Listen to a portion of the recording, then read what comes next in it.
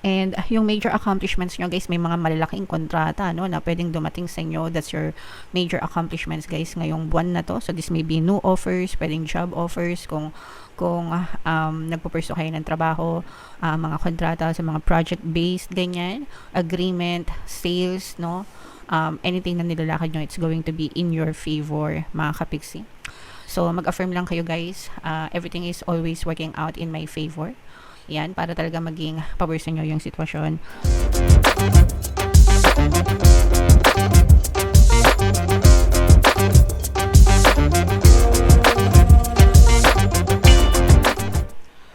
Hello guys, hello Leo. Welcome back to Pinay Pixie Tarot. Ang pamagat ng episode natin for tonight is monthly check-in. Ito yung panibagong serye guys na gagawin natin dito sa ating YouTube channel simula ngayong April mga kapixie. So, shuffle ko yung cards guys. Hanapin natin yung energy ng Leo.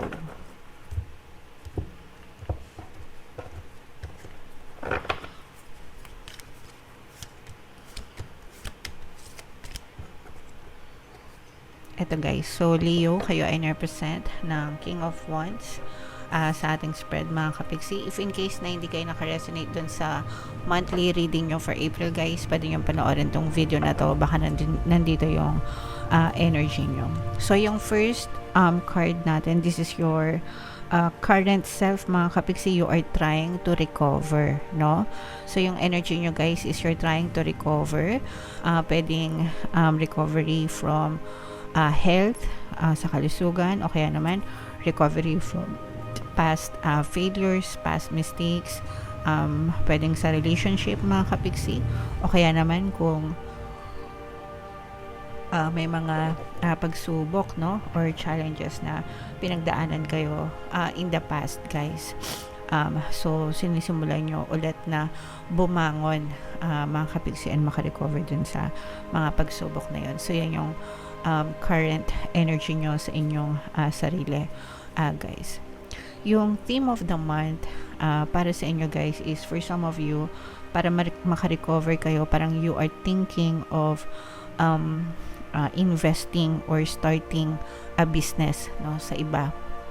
Kumbaga parang yun yung way siguro nung iba sa inyo para makarecover sa inyong kabuhayan. Yung iba naman parang ini-ignite nyo guys yung passion sa puso nyo, kung ano yung gusto nyong gawin. Parang gusto nyong, it's either gusto nyong maglibang, hobbies, finding hobbies na alam nyo yun, parang pwede ring maging pagkakitaan,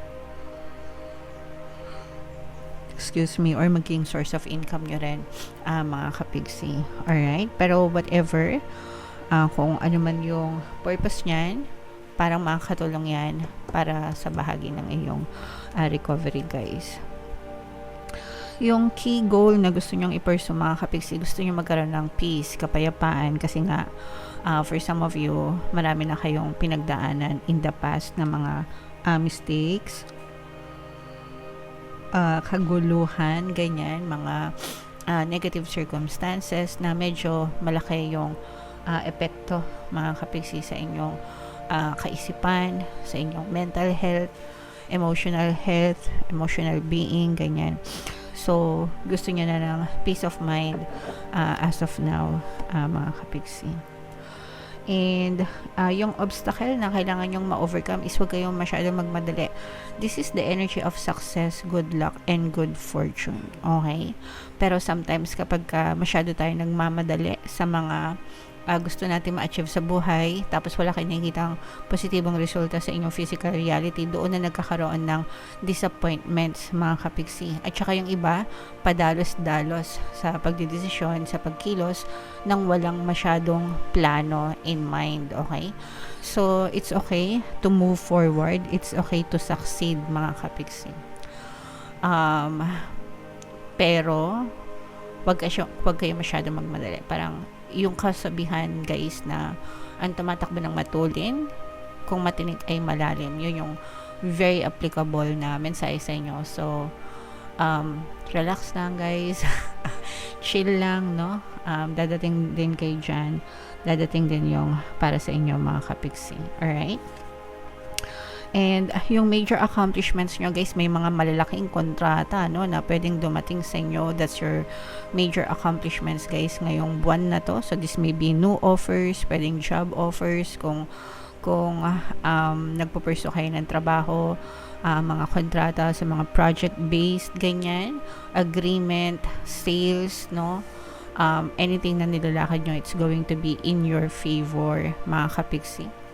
So, mag-affirm lang kayo guys, everything is always working out in my favor.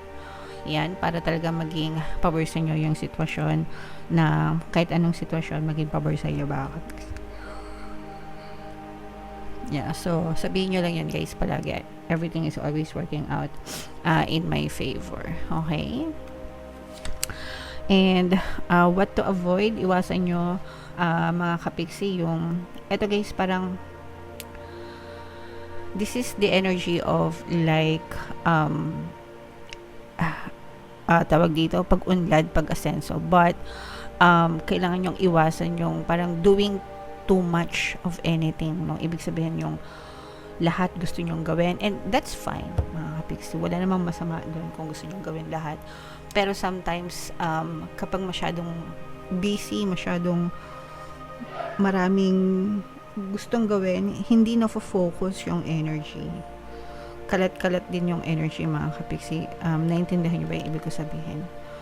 Diba, kapag let's say for example, negosyante ka, tapos masyado ka maraming business na hinahandle, sometimes nakalimutan mo yung isa, yung dalawa, dahil nakafocus ka dun sa iba. Just like what happens kay, I don't know if nabasa nyo yung article kay Elon Musk, diba, si Elon Musk ang CEO ng Tesla, and yung board gusto siyang pababain kasi hindi niya na nafo-focus yung role niya as CEO.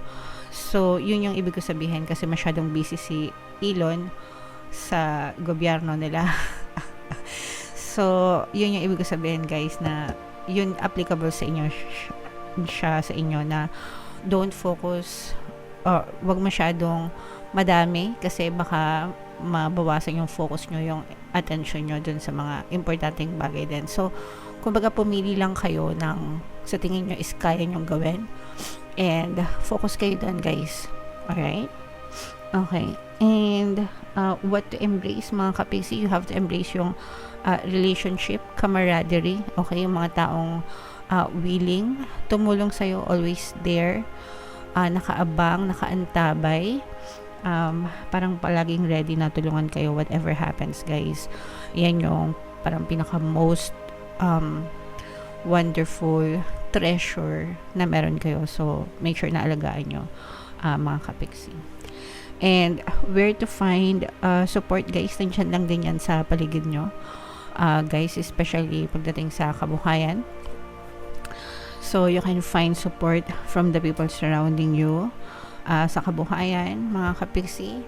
Yung mga magagaling mag-handle, magagaling mag-advise, magagaling humawak ng pera, no? Especially kung you're trying to recover, sinusubukan nyo i-recover yung buhay nyo guys.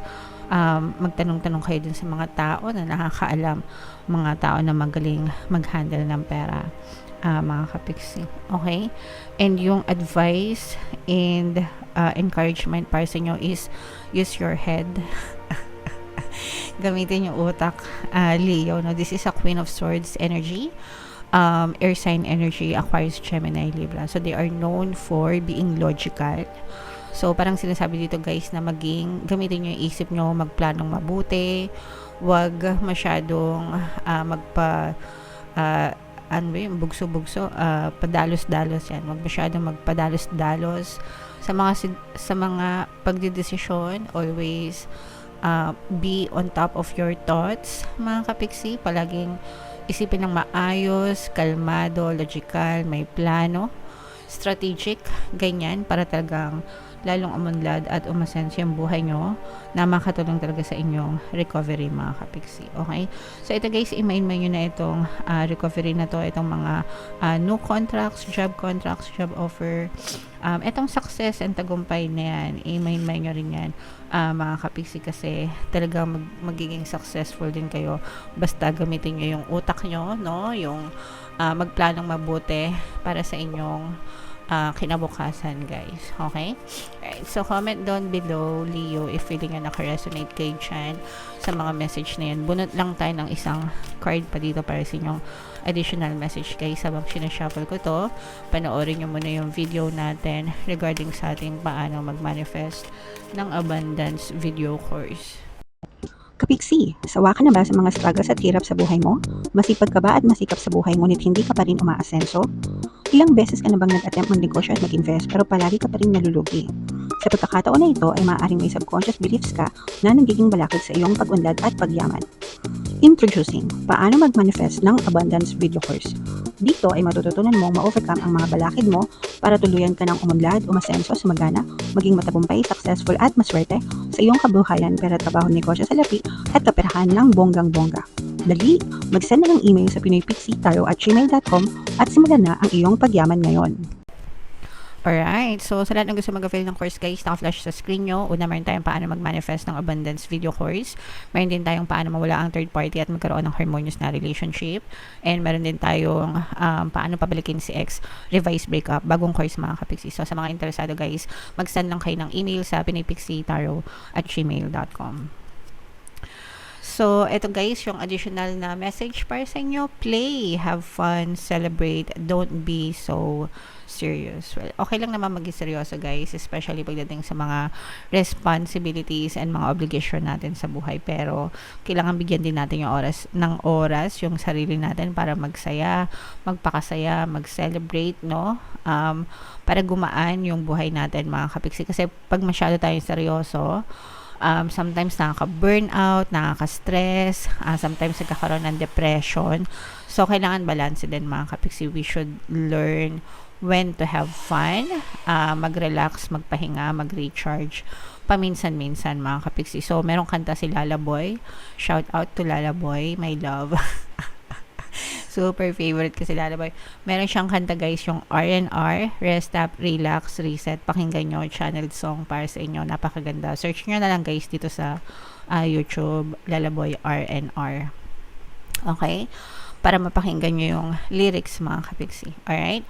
So, yeah. Yan ang message para sa inyo, guys. Comment down below, mga kapiksi, if naka-resonate kayo sa mga mensahe para sa inyo, mga kapiksi, inyong mga positive dito, guys. I-mind nyo na sa comment section.